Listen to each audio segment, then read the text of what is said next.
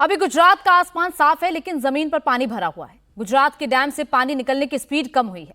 लोग बाढ़ के डैमेज से उभरने की कोशिश कर रहे हैं। घर की मरम्मत हो रही है, गाड़ियों की रिपेयरिंग शुरू हो गई है।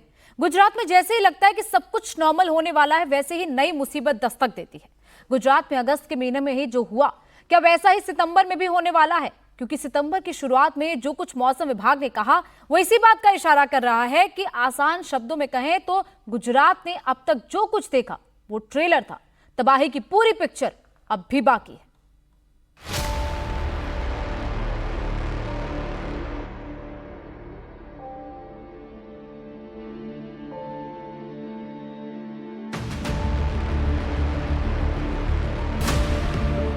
बारिश बंद है, लेकिन घर सड़कें जलमग्न है।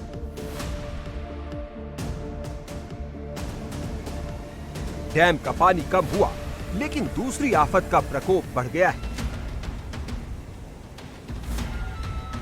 गुजरात में एक चुनौती खत्म नहीं होती कि दूसरा चैलेंज सामने खड़ा हो जाता है। सूरत, द्वारका, पोरबंदर, गुजरात के हर हिस्से की तस्वीर एक जैसी है। नदी नाले उफान पर है, तबाही की सिचुएशन सेम है। बारिश ने सूरत शहर की सीरत बदल दी है। जहां देखिए पानी ही पानी नजर आ रहा है। शहर के बीचों बीच होकर गुजरने वाली तापी नदी उफान पर है। उकाई बांध ओवरफ्लो हो जाने से डैम के गेट खोल दिए गए हैं। नतीजा, शहर में बाढ़ के हालात बन गए। जो हो रही थी बहुत ज्यादा, वो अभी कम हुई है। आज के दिन में नो वार्निंग है। 2 तारीख और 3 तारीख को थोड़ी बहुत बारिश की बौछारें हो सकती हैं, और 5 तारीख जो है वहीं पे फिर नो वार्निंग है, और नया अपडेट आएगा कि अभी मौसम कैसा रहेगा तो वो फिर बता देंगे। उकाई डैम में अभी 33,271 क्यूसेक पानी आ रहा है, जिसमें से 17,300 क्यूसेक पानी तापी नदी में छोड़ा गया। बांध का जल स्तर खतरे के स्तर 345 फीट के मुकाबले 335 फीट तक पहुंच गया है। पोरबंदर में फिलहाल बारिश तो थमी है, लेकिन ज्यादातर इलाके अब भी डूबे हैं। जहां कभी गाड़ियां चलती थी, वहां 4 फीट तक पानी भरा है। खेत खलिहान सब पानी के रंग में रंगे हुए हैं। घरों के सामने नदी का पानी बह रहा है। बाहर निकलने के रास्ते बंद हैं। बारिश थमने के बाद पोरबंदर में बाढ़ का आफ्टर इफेक्ट दिख रहा है। पानी कम होने के साथ ही बीमारियों का खतरा बढ़ गया है। अस्पतालों को अलर्ट मोड पर रखा गया है, जिससे प्रभावित लोगों को तुरंत इलाज मिल सके। आप तस्वीरों में देखिए कि इस वक्त ये पूरा गांव आपको जलमग्न होता हुआ नजर आएगा।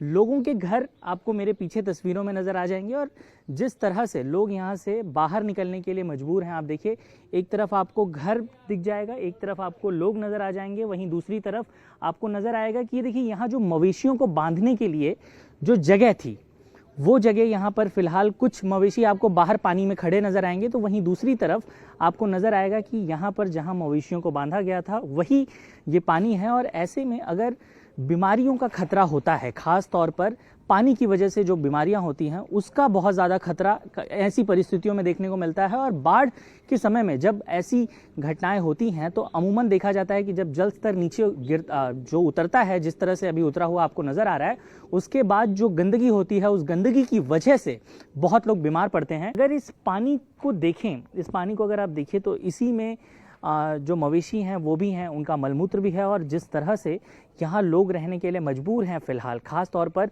ग्रामीण क्षेत्रों में गुजरात के, ऐसे में कहीं ना कहीं आने वाले समय में अगर बीमारियों का खतरा फैलता है, तो उसका भी ध्यान रखना बहुत ज़्यादा ज़रूरी हो जाता है। बाढ़ का पानी जहां कम हुआ है, वहां से पानी निकाला जा रहा है।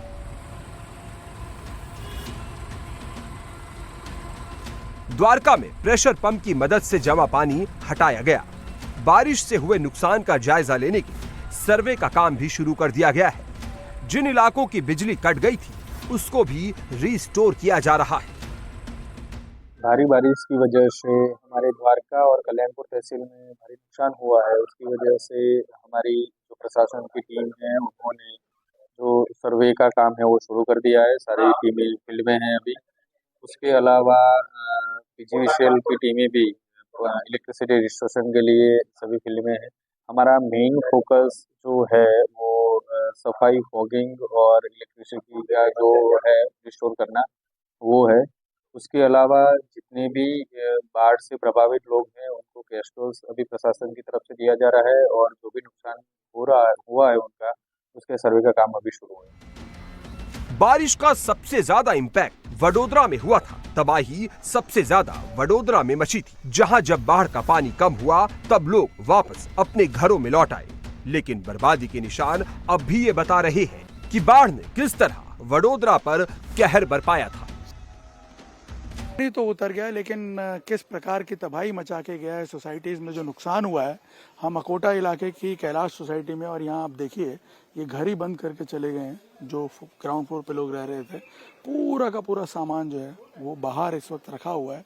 और पूरा देखिए बच्चों की किताबें, खाने का सामान सब यहाँ बिखरा पड़ा है।